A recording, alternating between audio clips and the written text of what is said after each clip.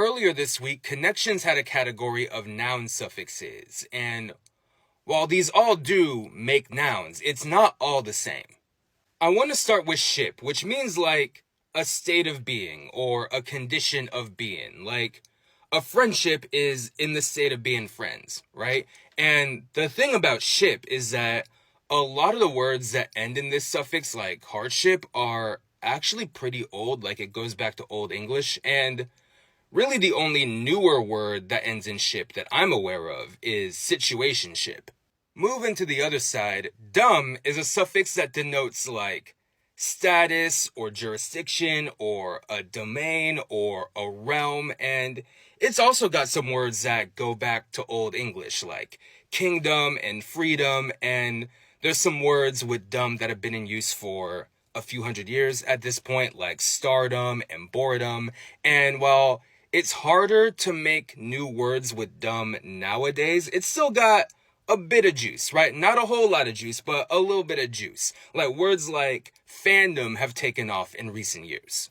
Now, ion or ion has ultimately a Latin origin, and as such, we usually see it attached to things that also got a Latin origin, like union or fashion, but ion has been able to stack itself with other suffixes to make a sort of mega suffix like fication or ization. And when we get there, we do see a bit more expansion outside of that Latin French realm, and we get things like memification.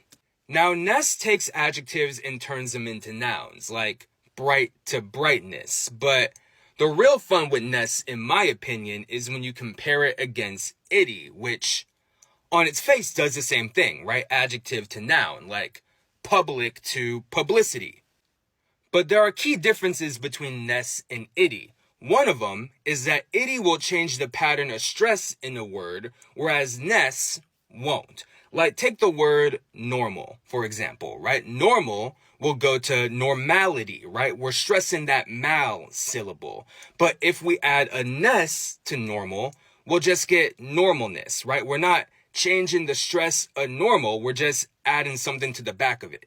Another one is that ness tends to favor more the abstract and itty more of the countable. Like, it's easy to count something like abnormality, right? One abnormality, two abnormalities. But with ness, we get a lot of words like happiness, right? Which is kind of this more abstract state, right? And I suppose you could say happiness is if there are multiple grades of happiness, but a lot of times we'll say happier or happiest or more happy, something like that.